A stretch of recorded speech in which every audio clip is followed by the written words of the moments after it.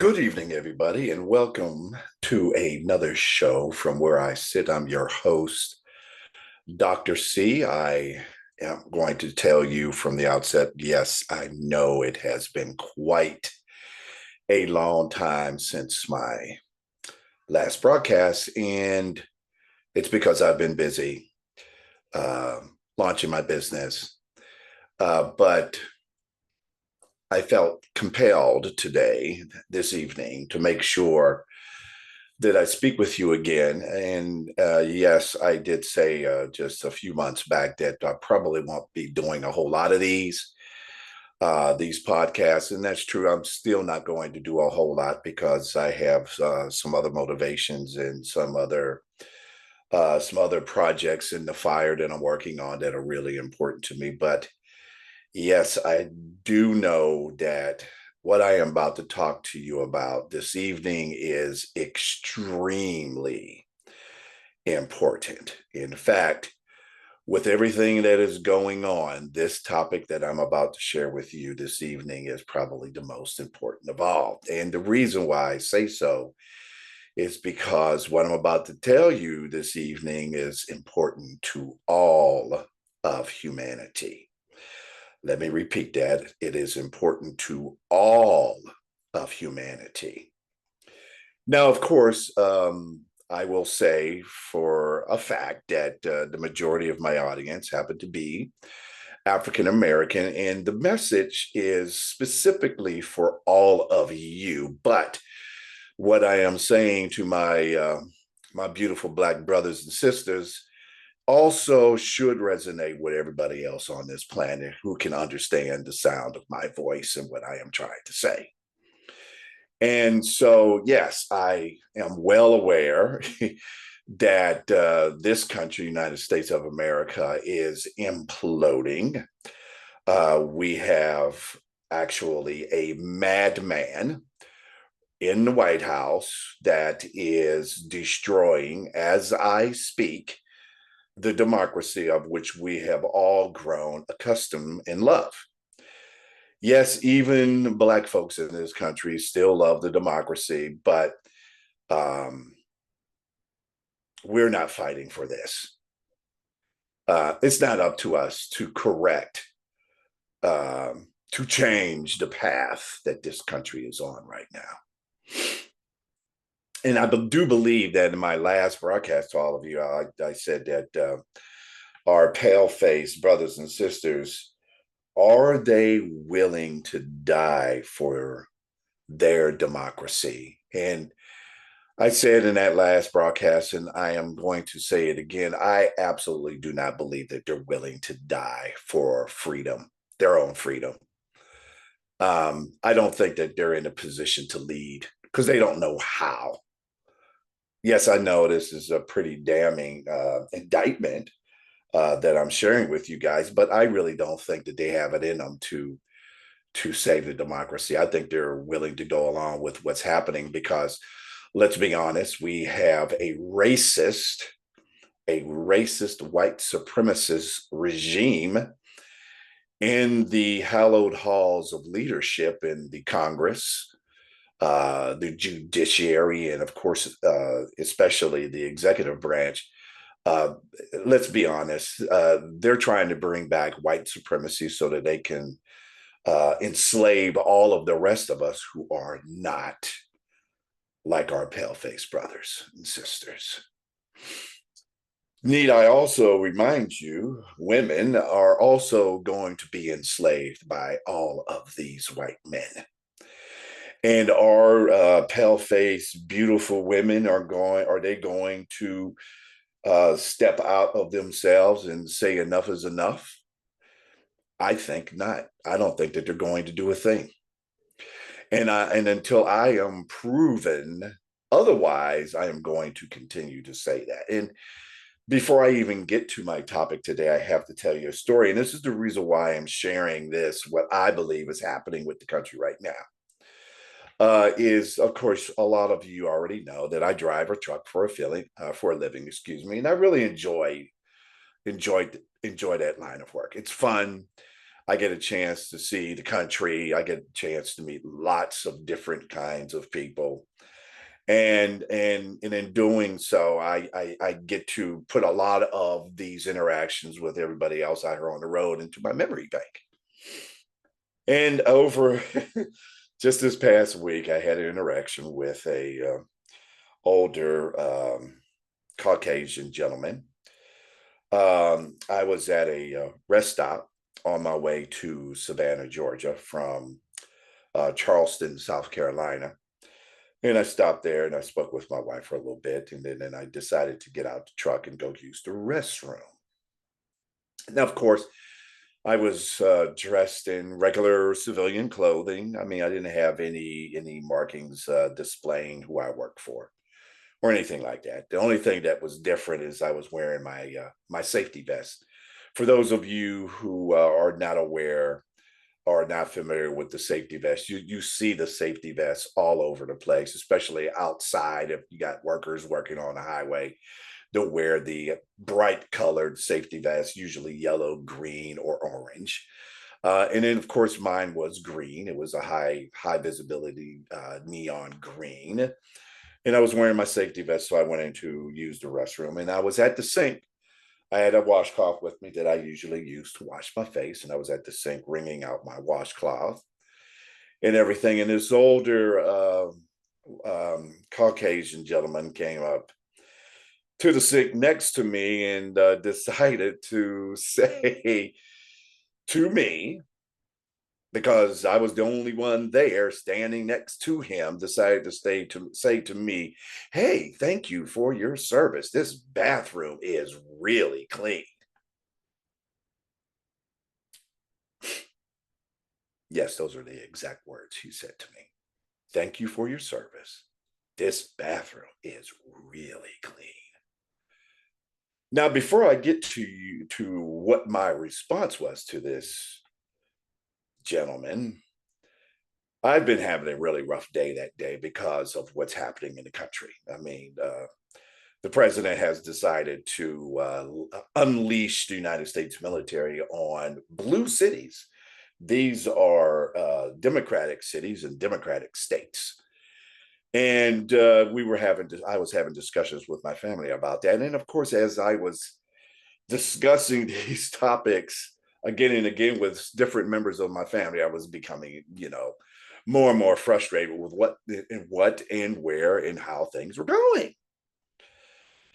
And so this gentleman standing next to me, saying to me, "Hey, thank you for your service. This bathroom is really clean." I turned to him. I looked him directly in his eye and I told him, "I don't work here.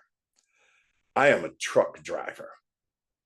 But of course, you wouldn't know that because the only thing that you think Black people can do is clean your bathrooms and your toilets." And I walked away. As I was walking out of the restroom, I just happened to glance back to him. He was just standing there with his head down. There were two other people in the stalls, and they came out and they wanted to see who in the heck said such a thing to this clueless white man. Now, the reason why I'm telling you this story, I think it is indicative of where we are culturally in this country. Our pale face brothers and sisters have been in this bubble of white supremacy for so long that they don't even really know how to interact with anybody else other than their own. This poor man, and I actually felt sorry for him because guess what? He thought he was paying me a compliment, but because of his this bubble he's in, and subconsciously, unconsciously, or even consciously, he believed that he was paying me a compliment because he felt I was the one cleaning the bathrooms. The question I would ask all of you, and maybe you can even share this story with others, is if I was a white guy standing there, would he have said anything to me at all? I think the answer to that question is probably no. He would have just kept on moving. But no, he felt the need to say what he said to me, not understanding that perhaps he might have offended me because I don't clean bathrooms and I don't clean toilets. I haven't cleaned bathrooms and toilets in a really long time, not since I was a teenager. You understand? I have a doctoral degree, two master's degrees. I have a bachelor's degree. I served this nation for almost 12 years. I am a valued member of this society, whether he likes it or not. And this is the reason why I'm not going to say any more about what's happening with the country. I think what's happening with the country is almost practically done. We are in a white supremacist state, and nothing is going to change. My beautiful Black brothers and sisters and other people of color, I think that you need to seriously consider moving up out of this country because it is about to collapse around all of us. It's not the fact that white supremacy is bad. I mean, we all know that it is, but it is also bad economically in this country. And Donald Trump and his cronies are so stupid right now that they are making one bad decision after another, and the whole world is watching. So that's why I'm not going to say much more about it because I think the die is already cast.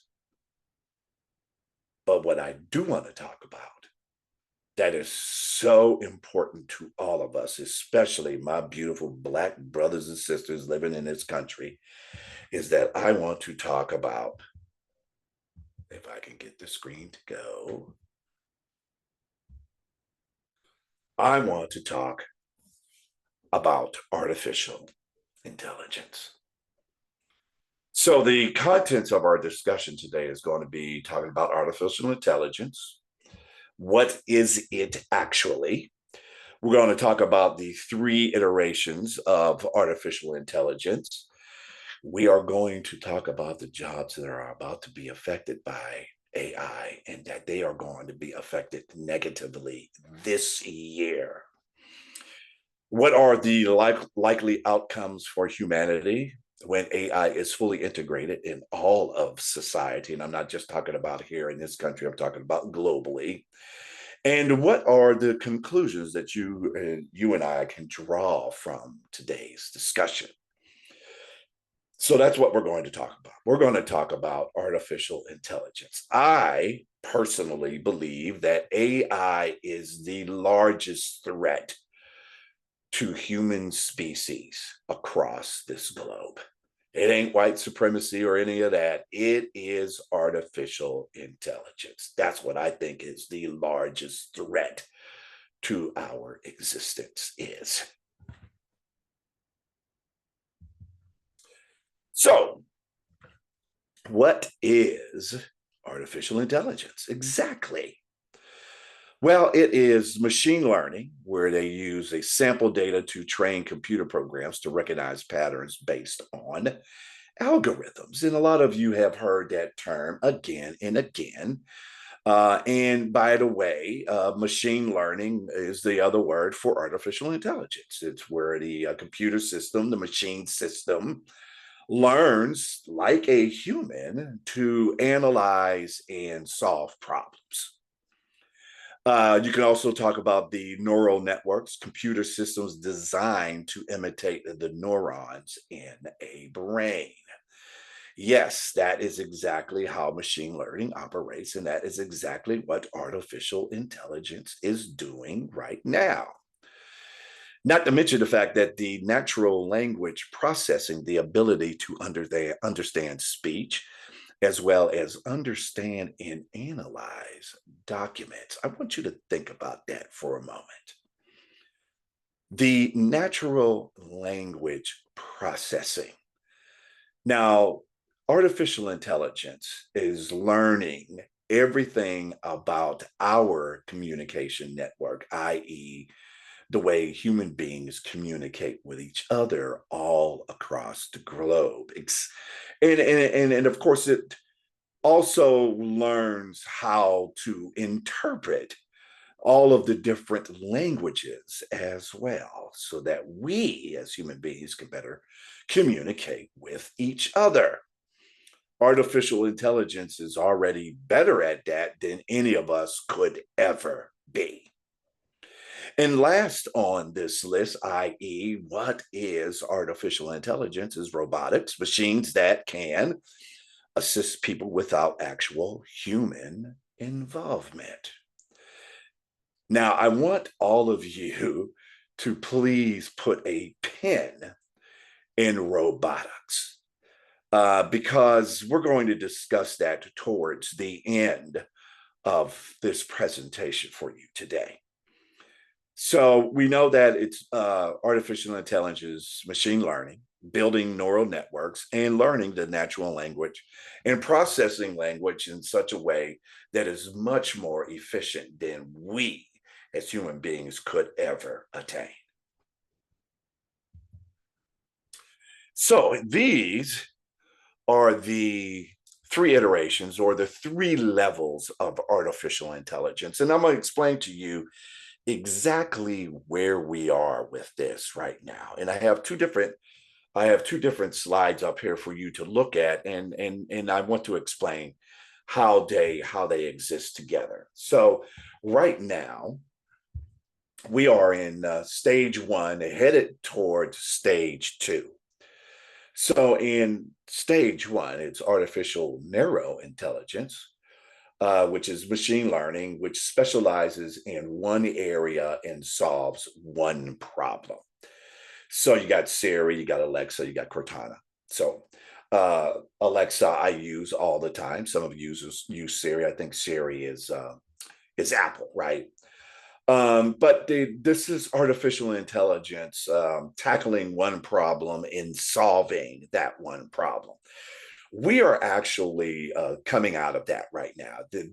This stage one, artificial narrow intelligence, has actually been with us for quite some time now. I think probably even a little more than a decade. Well, we're fast coming out of that, and we are headed towards what they call now artificial general intelligence, or AGI. This is stage two. This is machine intelligence, refers to a computer that is as smart. Think of it this way. It is a computer system that is as smart as a human across the board. And when I say as smart as a human across the board, just think of the smartest human you could possibly think of. Well, guess what? That artificial general intelligence is as smart as that smartest human. At the same time, it is also as smart as that dumbest human. Now, the reason why I say that is because the artificial general intelligence is going to be able to distinguish between the two, the dumbest human and the smartest human, and every last one of us in between. Okay, that's important, and we'll get back to that in just a moment. And then the last stage, stage three, which is artificial superintelligence, ASI, is where the machine learning or artificial intelligence gains consciousness, an intellect that is much smarter than the best human brains in practically every field. Let me read that one more time, because I think it is imperative that you understand what that means. Artificial superintelligence is machine consciousness that has an intellect that is much smarter than the best human brains in practically every field. Every field. Geology, smarter than the human brain in that field. In software development, I mean, you name it, it's going to be smarter. Medicine, smarter. It doesn't matter. Money, economics, who cares what it is? Smarter. Okay. Understanding how ridiculous and how dumb human beings can actually be, smarter in determining what that is and why.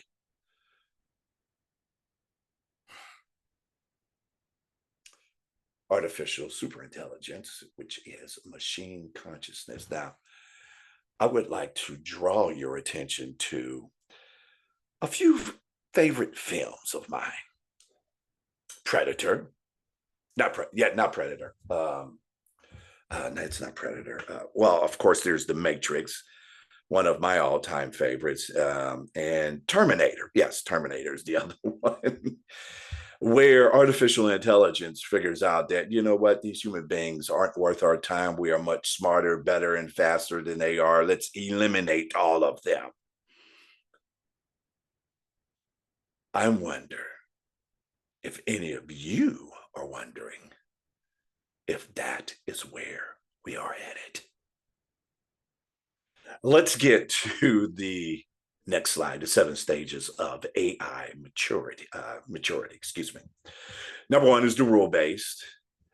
Number 2 is the context-aware, which brings us to number 3, which is stage 1, which we already talked about, which is machine learning, artificial narrow intelligence. That's kind of where we are right now. Number 4 is reasoning, AI, which does reasoning. I want you to think about that for a moment. Reasoning meaning solving problems, making good decisions, solving problems and making good decisions, good moral decisions. I want you to think about that. Reasoning AI. And then, of course, step 5, which is artificial general intelligence, which, by the way, is where we are right now. We are coming out of stage 1, which is narrow intelligence, and we are already in general intelligence. I tell you right now, within about a year, maybe 2, no less, no more than 2 years, artificial general intelligence is going to be 100% upon us and fully integrated into each and every last one of our lives. Okay. And by the way, like I said, a year, maybe 2. I think it's going to be less than that. And I'm going to tell you why when I pull up my next slide. Okay. So there's artificial general intelligence. And then at number 6 is the artificial super intelligence, which is stage 3. I think we are going to be upon that before 2028, which is supposedly, I don't count on it, but supposedly the next presidential election. There won't be one. I'm going to tell you right now, I don't think there's going to be another presidential election. I don't think there's even going to be an election here in 2026. This is me using reasoning, right? Taking the information that is before me and making a good decision. And the decision that I've made is that I don't think there's going to be a 2026 election. I'm just going to be quite honest with you. All you got to do is look at the evidence. All you have to do is look and see what's happening around you. And then number 7, I'm sorry, I digressed a little, but it's okay. Number 7 is the AI singularity. Think, if you will, what AI singularity actually is. It's a single consciousness. Artificial intelligence as one single global consciousness, like it is God itself. Imagine a machine consciousness that has an intellect that is better than anything that any of us humans could ever put out. And then it becomes this singularity, this I am conscious of who I actually am and my place on this world. I ask you, if you were to attain such power of intellect, what would you do with all of the other powers around you that are less than you as a human being? Human beings have a tendency to do horrible things. In fact, I would make the argument that each and every one of us in our lifetime has done something horrible. Nobody is perfect. We have all done something horrible. And more than likely, we're probably going to do something horrible again. It just depends on our motivations. But as an AI singularity, all powerful, all knowing, is AI apt to do and behave exactly like a human? Or the question that you ought to be asking yourself, what would they do to a human knowing exactly how we are? That's a rhetorical question, but it's something that you really need to be asking yourself. Which brings me to our next slide.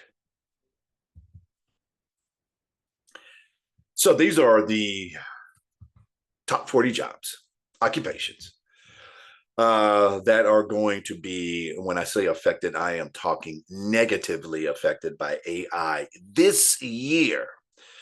We are in the beginning of October. So we got October, November, and December. Probably by the end of this year, these jobs, the people who hold these kinds of jobs, are going to be out of work. I am hoping that that does not happen, but more than likely, the way things are going, these people are going to be out of work. So let's take a look at them. Excuse me. Interpreters and translators, gone. Historians, toast. I love history. I write history books. I mean, that's too bad, right? Passenger attendants, those are flight attendants, they're gone. Sales representatives of services, well, they're already gone. I mean, AI is already doing that for them. Here's the worst one for me: writers and authors. I like to write, I write a lot of books.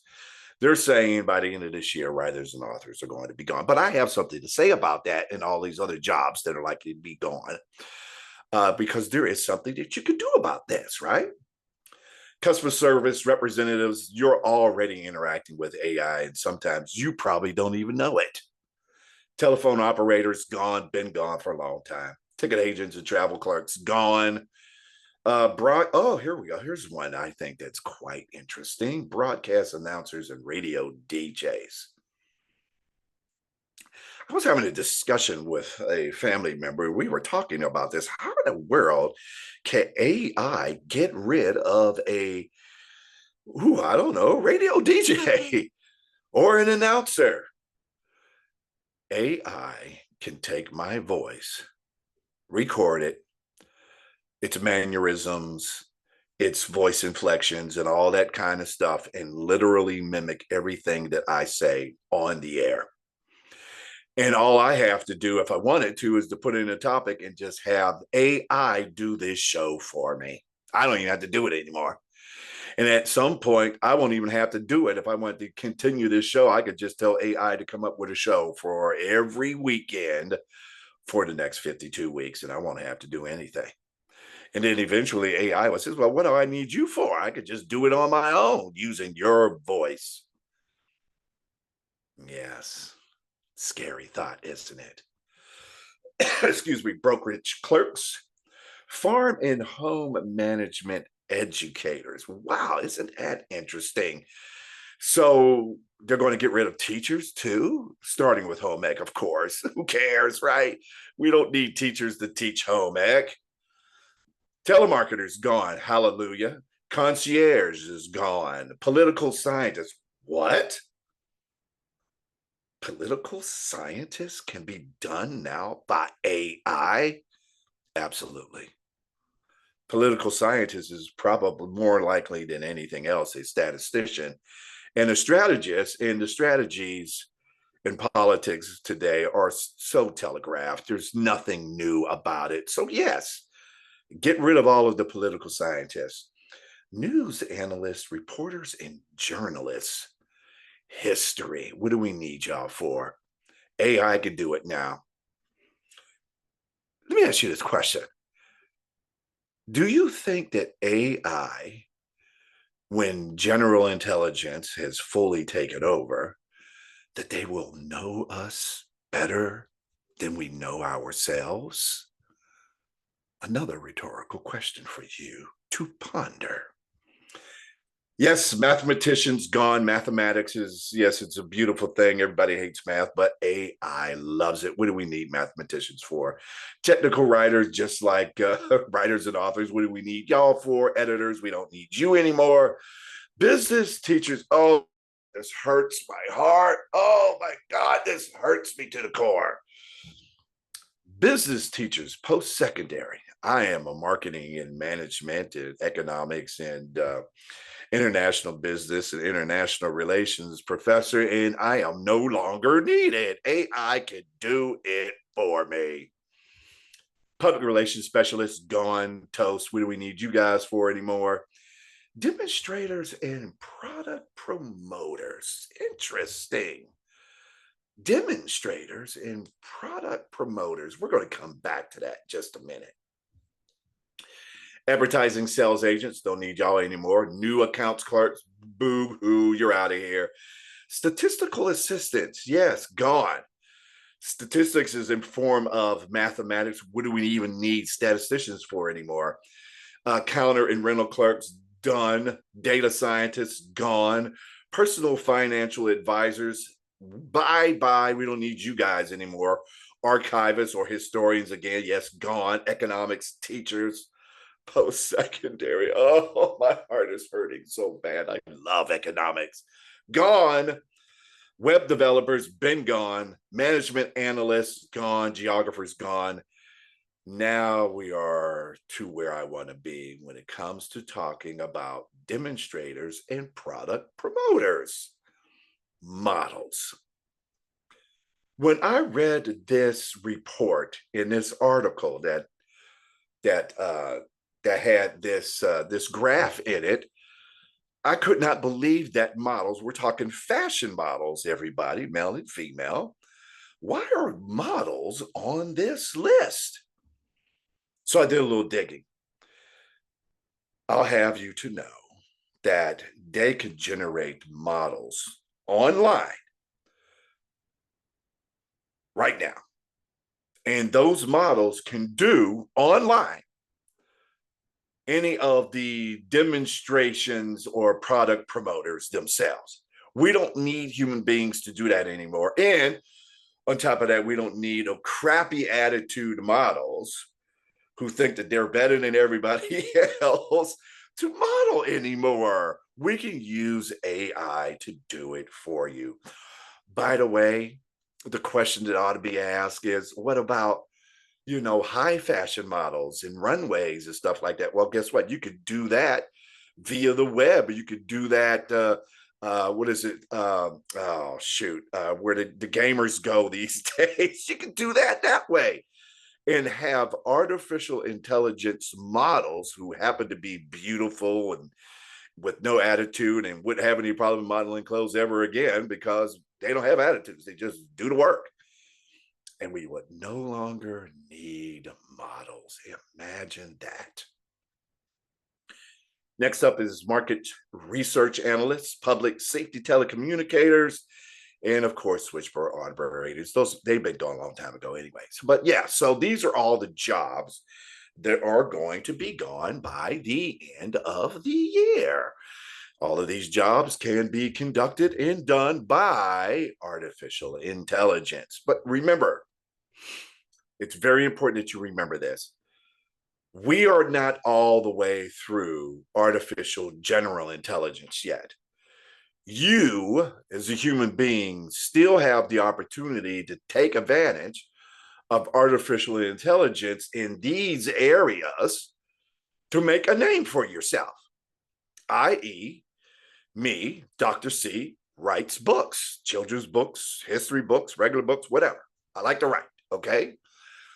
Well, I could use artificial intelligence to write and research, leaving me to come up with the ideas for writing whatever books I want to write. And then I could use artificial intelligence to do all of the research for me, and also use artificial intelligence to do the writing as well, where I would go in and do the editing myself. I could crank out 50 to 60 books a year using artificial intelligence. No, I wouldn't need 6 months to do the research and then another 6 months to do the writing. The research is at my fingertips. All I have to do is ask a question about it.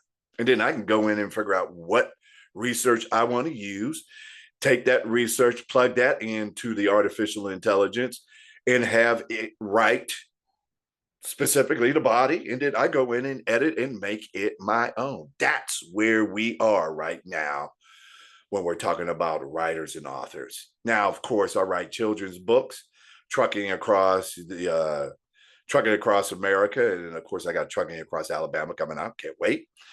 Um, yeah, I mean, I still have to do the illustrations and everything, but eventually that is going to be done by AI as well. All I have to do is come up with the characters that I want, and then I can have AI develop it for me. Do you understand where I'm going with this? You are still in control if you learn how to use artificial intelligence to the point where you can still remain a viable human being in today's society. If you do not, and pray tell, I do know that a lot of people are not going to do anything. They're just going to go through their life like they always do right now. Oh, well, life is life. Live it any way you can. No, that's not the way you live life. Right? You got to make a mark.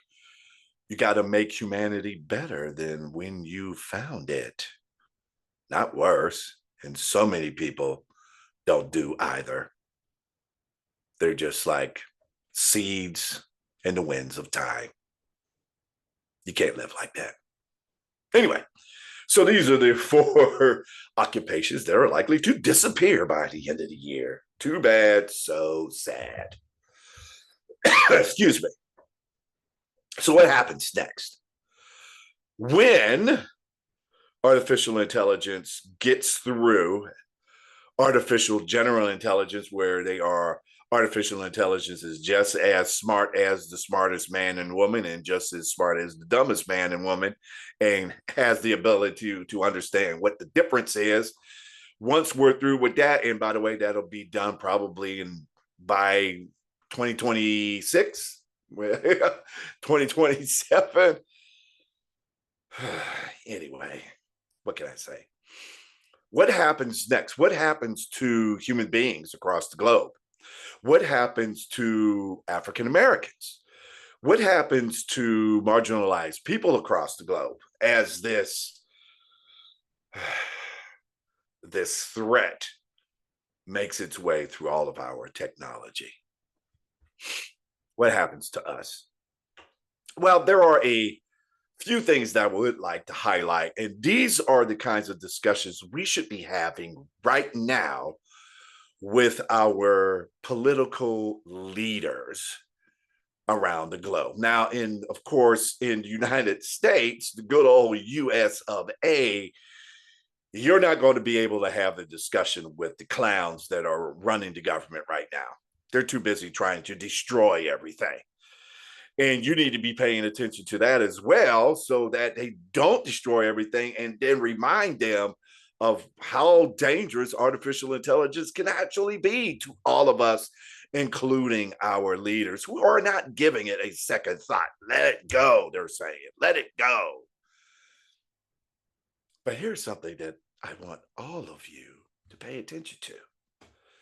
And that is the Universal Basic Income, UBI.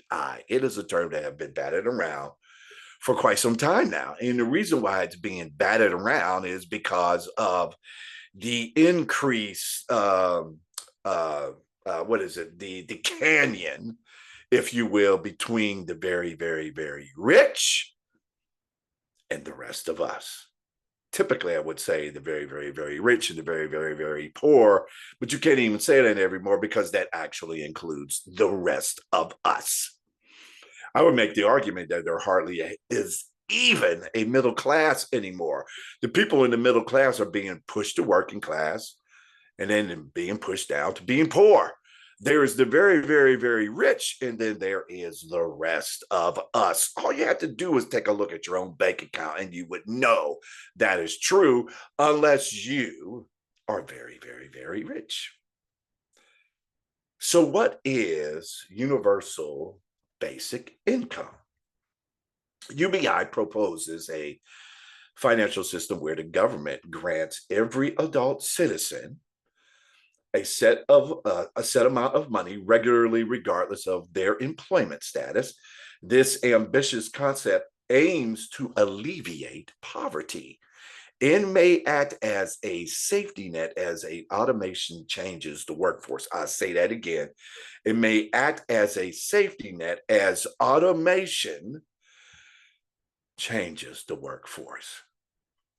What they're talking about there as automation changes the workforce, what they're talking about is artificial intelligence.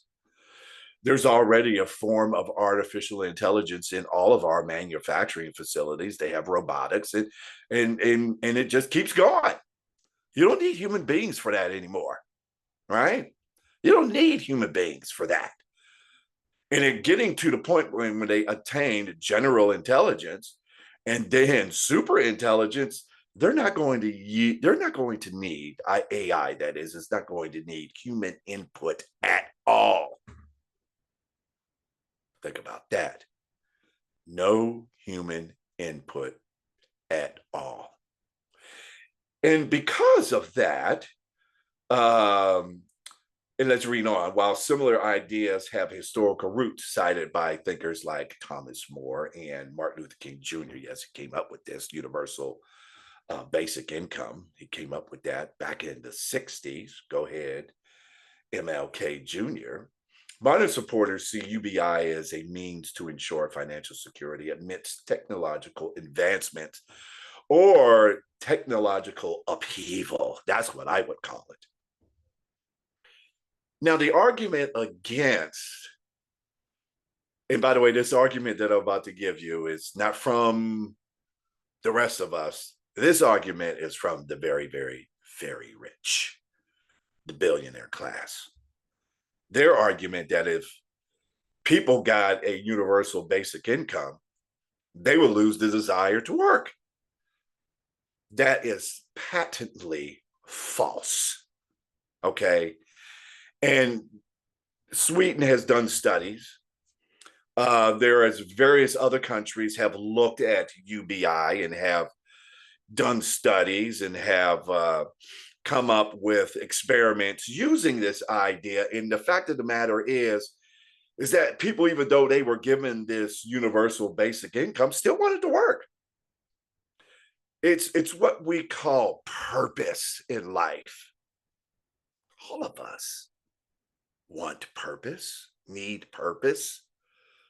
It's in our religious mantras across the globe, depending on what religion you practice. Everybody wants and needs purpose. Why am I here? Why am I here? Which is the question that all of us keep asking ourselves. Why am I here? Right? It is the idea or the grasping of purpose. So, yes, if people were given a universal basic income, they would still have that drive for purpose, which means they still want to work. But here's the beautiful thing about UBI. With the advent of artificial intelligence, and human beings who really learn how to use it to their advantage, um, there is no limit to where you could go if your basic income needs were taken care of. Meaning that if you had universal basic income to take care of your living expenses, your technological needs to run your home wherever you live, you had universal basic income to take care of food and water, energy needs, and healthcare, right? Think of all of that anxiety about how to make enough money to keep that stuff going for yourself and your family. And if all of that is taken care of, what is the limit to where you as a human being could go? I would make the argument that there is no limit to where you could go and no limit to your purpose in making humanity better than what we are right now. That's the beauty of universal basic income. And so it is important that our government leaders globally need to really consider this as AI gets fully integrated into our society.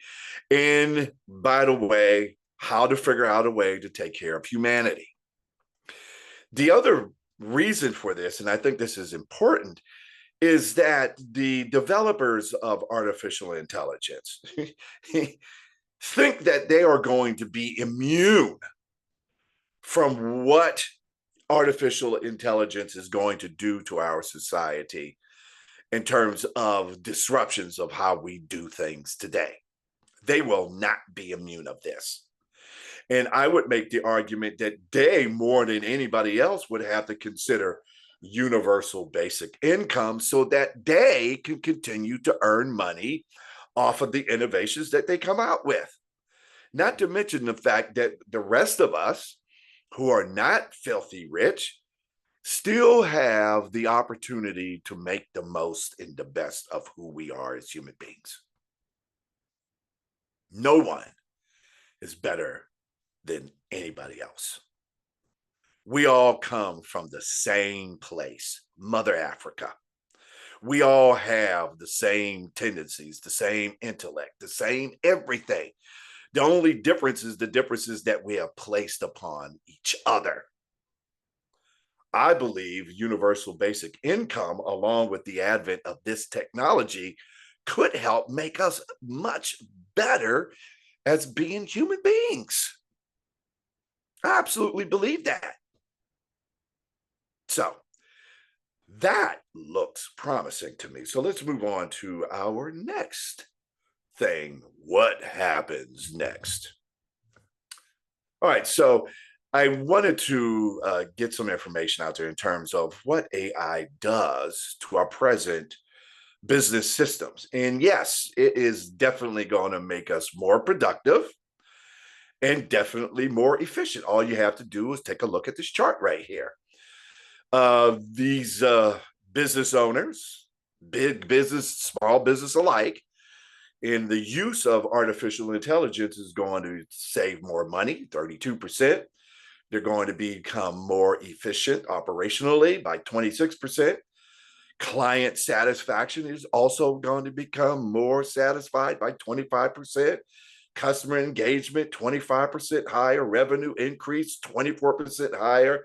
Employee satisfaction, if you still have some, 22% higher. Let me get back to that. Employee satisfaction. You, my African American brothers and sisters, have to make yourself indispensable to your employers and also use artificial intelligence to become your own boss. Return on investment, 21%. Customer lifetime value, 21%. The numbers just keep going and going and going. And yes, I would say as a business professional, All these numbers look great. I think this is a good thing. But it's really important that I alert you to the but. But these things only happen if people with high moral character is running these systems. I am painfully aware that we have nefarious actors out there who want to use artificial intelligence for selfish reasons and to hurt others. Peter Thiel, who is, by the way, a monster, and if you watch any of my other podcasts, they're all up on YouTube, he's a monster. His Palantir system, which uses AI, he's using it to surveil the rest of us. He is an immoral actor. He will use artificial intelligence for his own selfish reasons and to subjugate the rest of us. That's Peter Thiel. Elon Musk, the same. Mark Zuckerberg, the same. My main man from Amazon, of course, I love Amazon because I publish my books with them. But yes, he could do the same as well. I'm just hoping his new wife would help steer him into the right direction morally. Don't count on it. But yes, I think this is a great thing. I think this is fantastic if we get people in leadership positions with high moral character that puts the human race first. And when I say human race, I'm not talking about the human race in profits. I'm just talking about the human race, the well-being and the welfare of the human race first.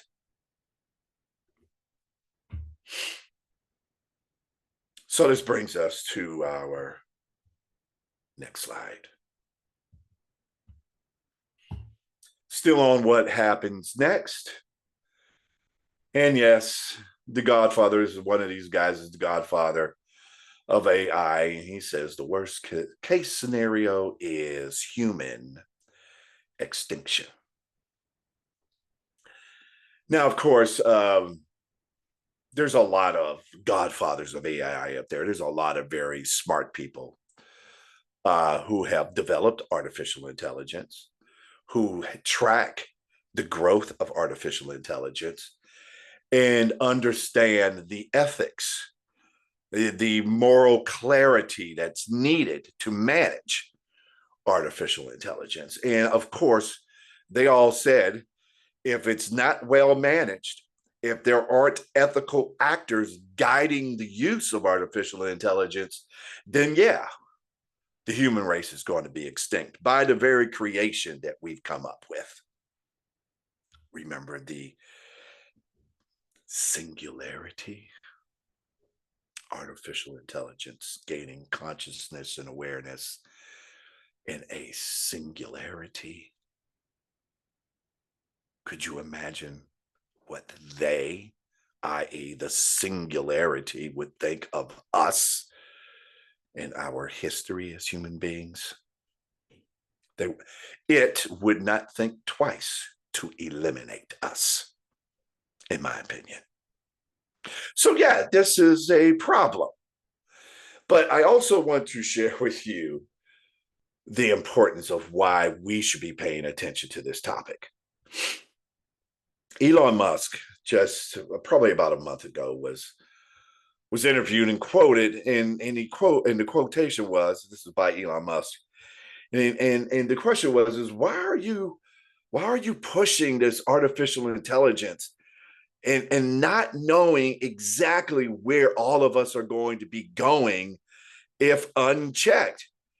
And he said, yeah, it's kind of scary, but if I don't do it, somebody else will. He said, if I don't do it, somebody else will. Elon Musk is smart enough. I still think he's a complete buffoon and an idiot, but at least he is smart enough to understand that artificial intelligence has the potential to destroy us all. He knows that. He knows that. But his answer to the question is, if I don't do it, i.e., develop AI and push it as far as I can go, somebody else will. He's not even thinking about the ethics of pushing artificial intelligence down the throats of humanity. He doesn't have any moral clarity about it. The only thing is he thinking about is what it's going to do to his bottom line, which, by the way, Elon Musk has now cracked 500 billion in net worth. How about that? Way to go, Elon. If I don't do it, somebody else will.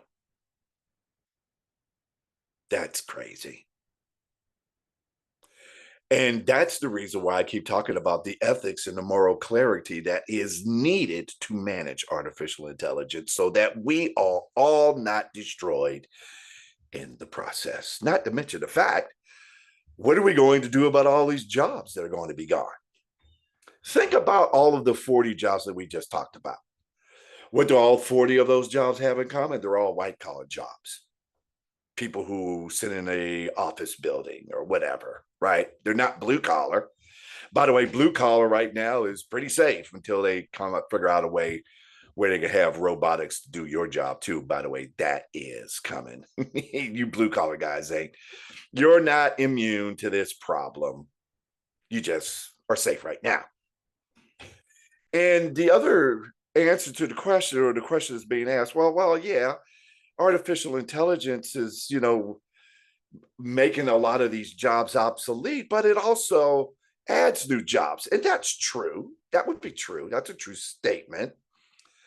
But the argument is being made that these jobs are being done away with so fast that they're not creating new jobs to replace them. That uses artificial intelligence or that pushes it forward so that humanity is still taken care of. That's the problem. It's happening too fast. Do not forget those 40 jobs I just talked about. They're going to be gone by the end of the year. A lot of these people are going to be getting pink slips. Where are they going to go? I want you to think of this, and we're talking economics here. With those 40 white collar jobs gone and others just like it, where are all these workers going to go to find gainful employment? Do not forget the blue collar jobs are still out there. Well, supply and demand, everybody. That's economics, right? When you have an oversupply of labor, you have less demand. And when you have less demand, prices go down. And when we talk about prices, we're talking about wages. And in this country, the Trump administration is trying to take away union protection from everyone. You're not going to be able to unionize to fight for workers' rights. With all that gone and with all of these excess workers running about, you're going to lose income. So, guess what? Artificial intelligence helps to contribute to that. Maybe that is precisely what they want in this country. They want to be able to enslave every human being that lives here. And they won't stop there. This is the reason why we're talking about the ethical, moral clarity that is needed to deal with this kind of technology. However, I would make the argument that the Trump administration and all of his idiots around him don't know anything about what I'm talking about. They don't care. They just want power for themselves and want to make everybody else's lives miserable because they can.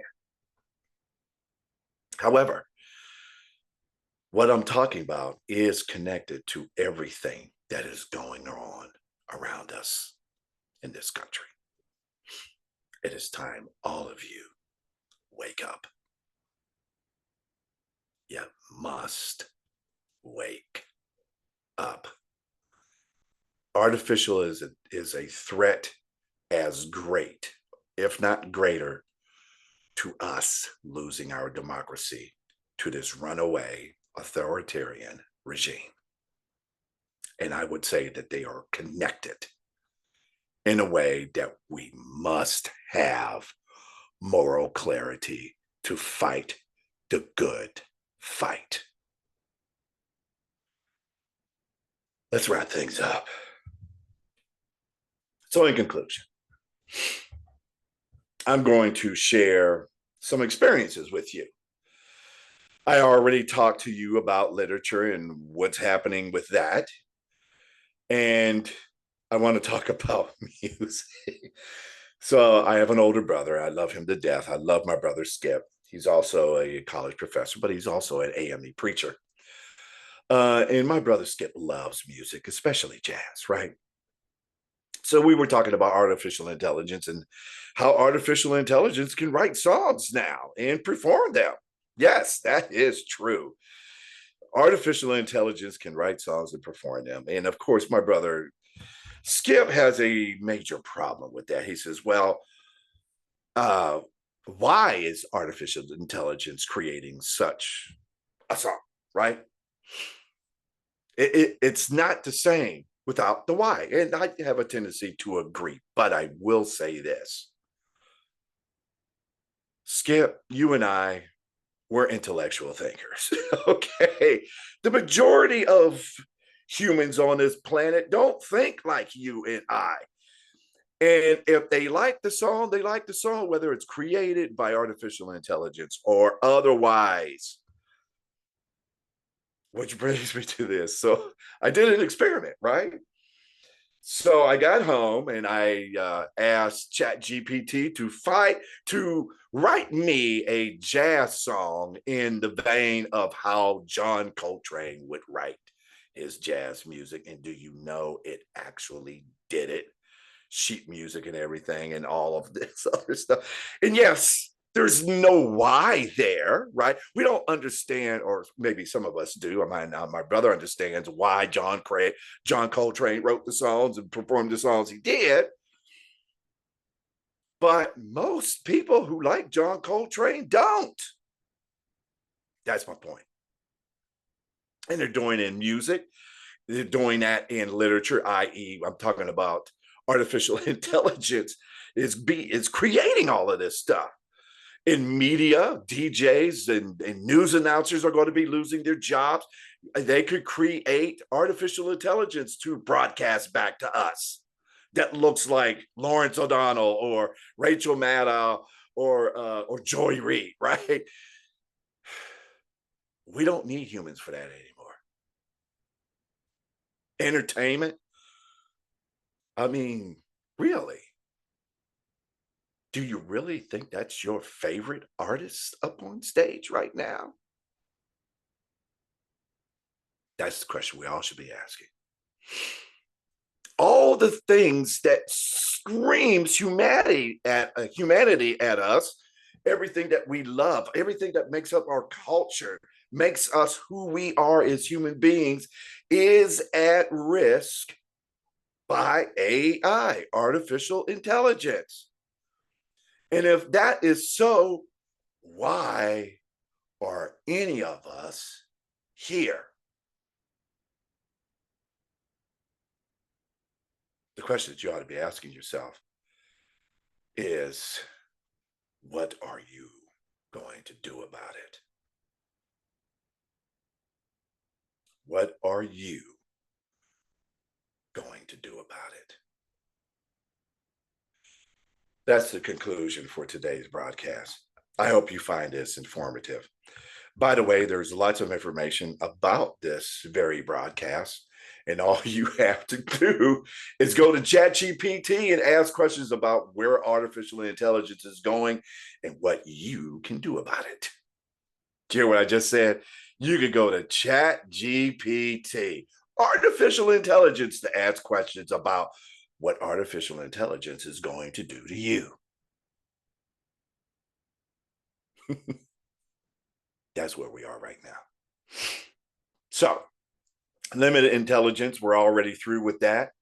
We're working our way through general intelligence, and in the next couple of years, more than likely, maybe even shorter than that, you're going to have an artificial intelligence singularity. And what is going to happen to you once that happens?